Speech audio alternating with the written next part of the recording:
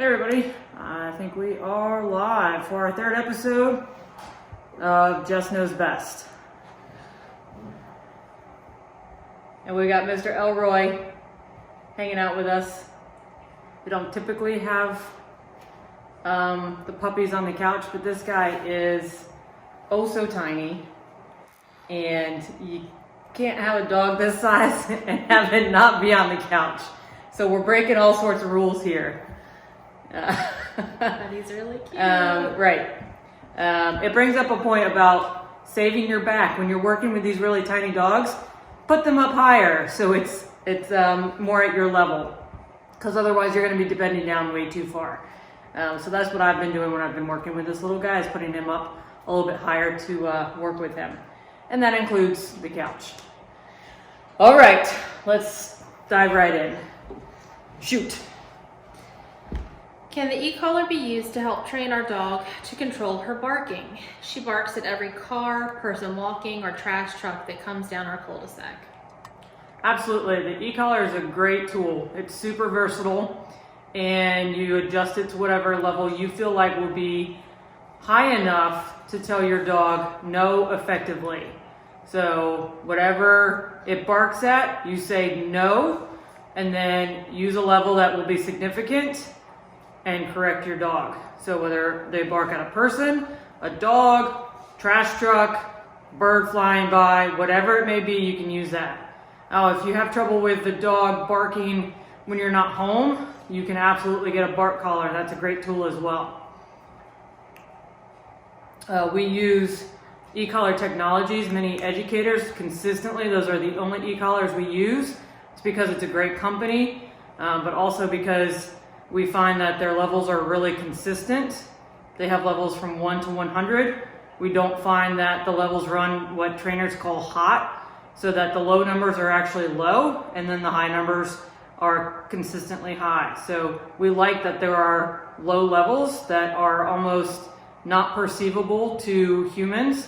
We would assume that, the dogs would barely feel those levels as well. And we like to be able to train with those low levels and then use the higher levels for more corrective measures. So again, e-collar technologies, most of the time the mini educator. Do you have any no brands for bark collars? Yeah, the cheap ones at PetSmart and Walmart. So I don't like the Pet Safe brand. Probably the only other brand I might use would be a Garmin. Other than that, I steer clear of it. And I know that e-collar technologies is a little bit more expensive, almost $200 for a set, but it's going to be well worth it. Definitely go with more expensive when you're dealing with things like this, and you love your pet, you want to do what's right for them, and it's worth the money. Okay, so number 2, we have a board and train scheduled in April with a great trainer. But in the meantime, what are the best tips for not making the walk worse? My 11-month-old dog is breaking heel towards the other dog, whining and rarely barking when passing dogs. Already giving as much space as possible, down, stay before leaving the house, completely structured walking in a heel with e-collar. So this is something that a lot of owners struggle with, and I think it really has to do with, most of the time owners and it's something I did when I was first starting, is we're correcting too low when we're dealing with something like reactivity. And the key is you've got to go high and bring their reactivity down. So Sadie, go to place. Interruption. Good girl. So dog starts, you want to get the dog, 1, before they're reacting, and 2, you want to go high enough so that you completely get them disengaged and not wanting to look at the thing that they're being reactive towards. So you want to kind of put them almost in avoidance, and so that they focus really well on their heel and not so much on all the things that they might be reactive towards. So again, the e-collar is a pretty good tool to de-escalate a dog. Another tool you could use is a bonker, but again, you've got to bring the dog down, and a prong collar is not going to do that. But things like the e-collar, if you go high enough, and the bonker, both of those are pretty good tools for doing that. So that's my suggestion. Go higher than you would anticipate needing. Otherwise, you're just nagging the dog. Right, correct. You're going to be nagging, and actually, if you continue to nag, you're just going to escalate the dog's adrenaline even more. Okay, number 3. What is the point of the dog's family having to do so much work after a board and train? I considered doing one for my dog, but the trainer in my area told me I'd have to make a bunch of changes when the dog came home. It made me wonder why bother with training if my family is still going to have to do all the work. The trainer couldn't really answer the question. So board and trains, in my opinion, at least our board and train, is kind of like an overhaul of a dog. It's a reset. So in actuality, we are hoping to get the dog in a completely different state of mind than what they came in as. And if you don't change things at home, then they're going to go right back to the same habits they had. It's kind of like if you send your kid to boarding school hoping that they change their ways or whatever, and you bring them back home, but you're still partying all the time and drinking all the time, your kid's probably going to be doing the same kind of stuff. So you have to change your home environment to help your dog be successful. If that means holding off on visitors coming over because it's too much for your dog to handle, then do that. If that means putting some structure into your dog's life when they come home, then do that. We have a whole program that we send our clients home with of follow these rules for at least the next 30 days to be successful, because we want the dog to realize home is not that much different from the boot camp style life that you've had for the last few weeks. But if you don't stick to some kind of rules and structure, boundaries that the dog had in the board and train, then everything is going to go out the window. It's kind of like a prescription. You need to follow what your trainer says to do. And I think a big misconception of sending a dog to a board and train, people think it's going to fix the dog and make it the perfect, easy, super comfortable dog that they've always wanted. And it's not. Right. It's helping your dog be better and do better, but it doesn't change the fact that your dog has tendencies that you're not going to like, or they're not going to like being pet by strangers. We're not going to change that. Right. We're going to teach a dog to not react to something negatively that they don't like, but we can't make them like that thing. And you don't want your kid to be stubborn and hard-headed, but you have a stubborn and hard-headed kid. You adapt and you learn how to deal with that. It's the same thing with dogs, and it makes life. I liken it to going to the cosmetologist, to the beautician, and saying, I want to look like Jennifer Lopez. Well, I am never going to look like Jennifer Lopez. You're asking for something you're never going to get. You have to do what's best for you and the thing that's going to make you look the best. And so we make the dog the best that it can be, but we're not going to make it like a Marley from Marley and Me or something. Like, it's not going to be a perfect dog in your eyes of not having to do any work. Right. There's always things that the owners have to follow through on. We teach them a lot, but they can't do it on their own. They need their owners. Okay, next one. My dog knows his commands, including place, down, stay, and heel, but he doesn't seem any less anxious or wound up. As soon as I say break, he's back to being wired again. What do you do for the state of mind shift? Lots and lots of duration. That is the best way for dogs to learn how to just chill out. the longer they do it, the better they get at it, and the more they get comfortable at just watching the world go by and not having to be constantly moving. And even it becomes easier for them to then move around at a slower pace when they are up and not having to pace around or stare out the window and bark at things. Them learning how to do nothing makes them more adept to life in general.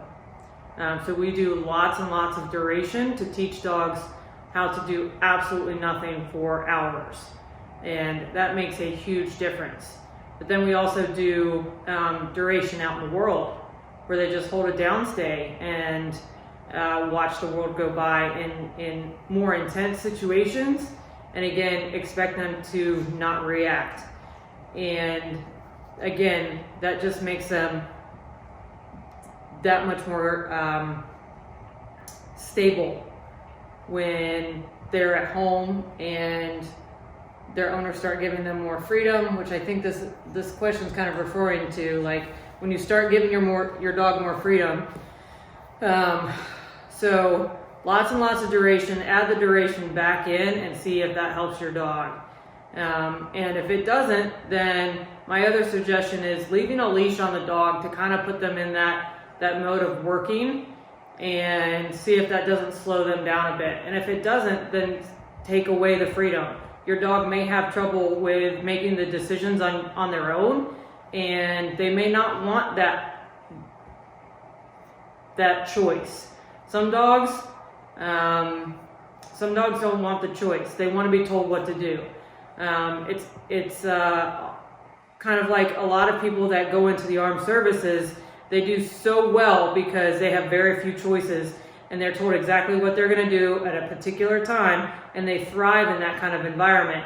There are a lot of dogs that are exactly the same way. You take away their choices, and they're like, oh, life gets so easy. And so, give your dog a command, tell them what they should be doing, when they should be doing it, and they can relax. You are going to town, Elroy. Going to town. He likes the bone. I don't think we gotta show this guy.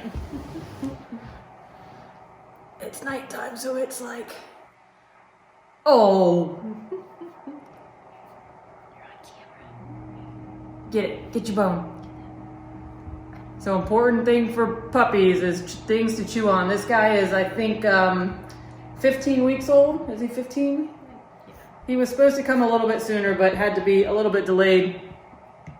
And he has learned to walk on the prong collar. He has learned to be quiet in his crate, which was a big thing. His owners were struggling with him being in the crate. And he is doing fantastic. And now he's having a ball. And our other big thing for him is exposing him, because these little guys often get so sheltered. People like to pick them up. I mean, it's so easy to pick these little guys up, right? So we are, when he came in, of course, the first day I was like, nobody gets to pick this dog up. And of course, here I am carrying him around. But these little guys need to be exposed just like any other dog. They need to be around other dogs safely, obviously. They need to get out in the world. They need to experience things just like any other dog so that they don't become reactive and they can grow their confidence. They are dogs just like anything else, any other dog. We just have to be careful they don't get stepped on. Right, bud? By humans especially. Yeah. What do you think, big guy? We're also working on his Grooming. comfort level with grooming, Yep. brushing, all those things, because his breed has to have grooming. They have to be taken care of. And you don't want your dog who needs that to hate the brush or hate nail clippers or hate getting a bath. So Yeah. they're just, these guys they look a little disheveled even after Thank you. grooming every day. Thank you. You want that bone? Okay.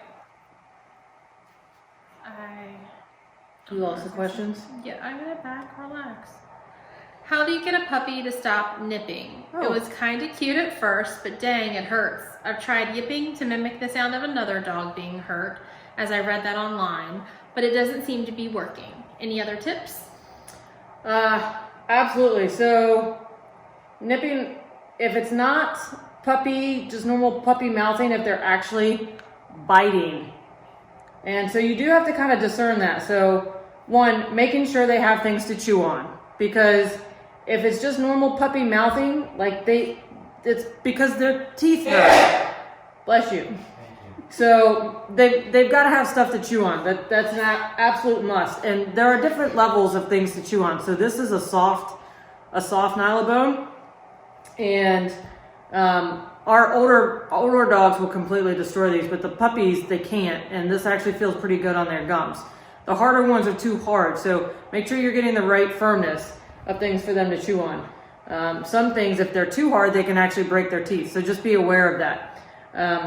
But also, so if they're actually like biting you inappropriately, and typically that's happening when the dog gets frustrated or is tired. So that's another thing. Make sure your puppy is getting enough sleep, and that means like 4 nap times in the crate. So if you've got all those things covered, absolutely you can correct the biting. There's nothing wrong with correcting inappropriate behavior. It doesn't really matter what age. So if this guy was to come up and bite me right now, I would probably take my hand and I'd pop him for it in the snout at an appropriate level of firmness, because I need to say that is not okay. You are not to put your teeth on me like that, because when he gets bigger, obviously he can do some damage. And obviously other puppies, they're small, they're going to get much bigger, and it's going to do a lot more damage. So this guy probably will never ever actually do damage. But if I had a bonker, I would use the bonker. That's my favorite tool to correct things like inappropriate nipping, biting on puppies. But if I don't have something, I'm going to use my hand to say, nope, don't do that. Some people will grab their snout. That's not my favorite thing to do. In fact, I've never actually done that. Other people will put their finger in their mouth and like push down on their underneath their tongue. Again, you're then putting your hands in their mouth. That's not something I'm going to do. I'm literally just going to pop them on the nose and say no. They need to know it's inappropriate. It's the same kind of mechanism as the bonker. You're not hitting them hard, you're just surprising them. Right. It's the surprise factor. Get it. But I mean, this guy, he doesn't, aside from like the wanting to nibble in a puppy way, he doesn't bite or Right. show any of those tendencies. Right. We have had a few that came in for resource guarding at very young ages. So that got taken care of very quickly, and their entire demeanor kind of turned around pretty quick. Yeah, dogs need to learn no, and they can learn it at an early age. Isn't that right, buddy? And that was our last question. That was our last question? Wow, does anybody out there have any questions for us? Say, can we come see Elroy? I took Ryder to physical therapy today, and my physical therapist told me I couldn't take him home, that she was taking him. No jokes today. I don't have any jokes. You don't have any jokes? You're not very funny anyway. Pretty much. Yeah. It's okay. It was a good day in America, though. Yeah. We're very happy. It's a good day. It's okay. I pre-warned the kids I was going to cry. I did cry. Mom cried. All right, everybody. Thanks for joining us. Ooh, is that? That's a great job on the tips. Thank Yeah. you. Patty, I think I saw your question about the treadmill. We can absolutely do a video on the treadmill. I'm pretty sure I've got one out on YouTube, but I will make sure I go over the treadmill stuff again soon. So, Like the teaching Yep. dogs How to get a new dog on the treadmill. We definitely have a couple dogs in right now that have not been on it, so. Yeah, can I absolutely ask a follow-up? Let's see.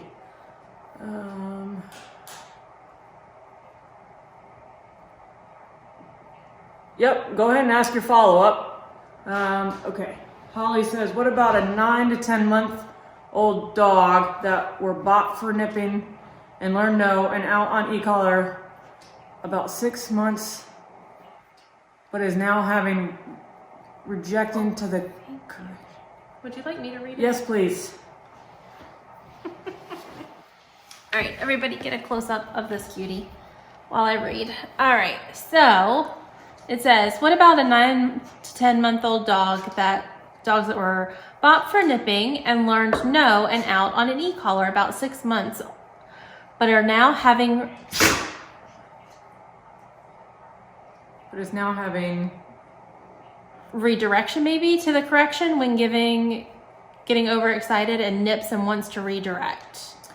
Yep, so you gotta correct the redirection, and you gotta correct firmly, much more firmly than previous. So if they're redirecting because they're getting corrected, that has to be taken care of very, very firmly. I would suggest probably having a slip lead on the dog so that if things go poorly, you can easily, take the dog off to the side. And what I mean is like protect yourself and take the dog out away from you so that they can't get to you and try to bite you. Also, if the dog's redirecting, you should have a muzzle on the dog. But the slip lead enables you to, put a little bit of pressure on the dog and take their air away kind of quickly, and hopefully they'll just relax with that. But you need to absolutely correct the redirection and correct it higher, as high as you can, to say don't ever do that again.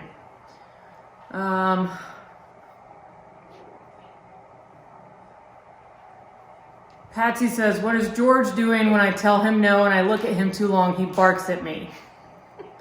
I tell him no and I look. I think George is asking for some attention, and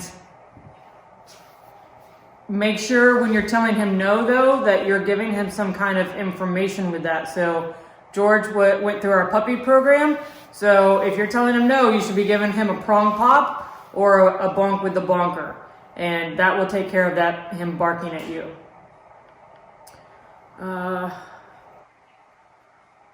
So the follow-up to the reactivity question. E-collar correcting for reacting to another dog won't cause him to react worse, as in every time my dog sees a dog, he would get scared, fearful. So that's a great question. So Bethany is asking if she corrects the dog for reactivity and for being reactive towards another dog, your dog will not become fearful of another dog. What may happen is your dog is like, whoa, I can't look at that other dog right now because when I do and I react, I get corrected. So for a while, you might get avoidance, and that's okay, but then you go through that avoidance phase a few times and you don't correct, and then they're like, oh, okay, I can start just walking normally. Again, they're not getting corrected, and they're like, okay, I'm fine now. So that's kind of the phase you go through. But you absolutely may go through an avoidance phase, and that's often what we need to do with super reactive dogs. Are they fearful? Yeah, they might be concerned, but I'd much rather the dog go through a concern phase than being reactive. Even if they're being reactive because they are fearful about the other dog. That's usually what reactivity is about, in fact.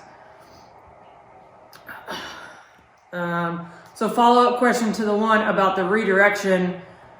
He's now bitten owner on hand over the correction. He doesn't do it on muzzle or with me, trying to flesh it out. Set it up with e-collar. Yes, absolutely. Set it up with e-collar and likely take a look at all the little moments of leadership. And have a muzzle on the dog all the time. for safety. Dogs can wear a muzzle for nearly 24 hours a day. There are ways that you can wrap it up so that they don't get raw spots. I haven't had to do that, fortunately, but it absolutely can be done.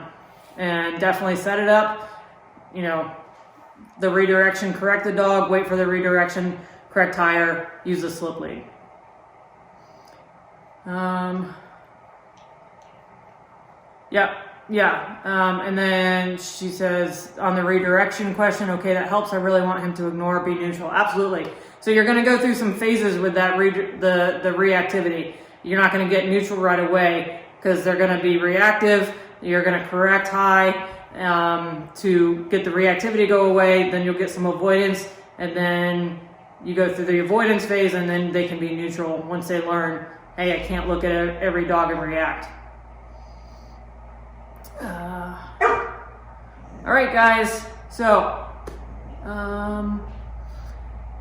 I think that's it. Sadie's telling me it's done. She's just, I'm kidding. Don't be mouthy.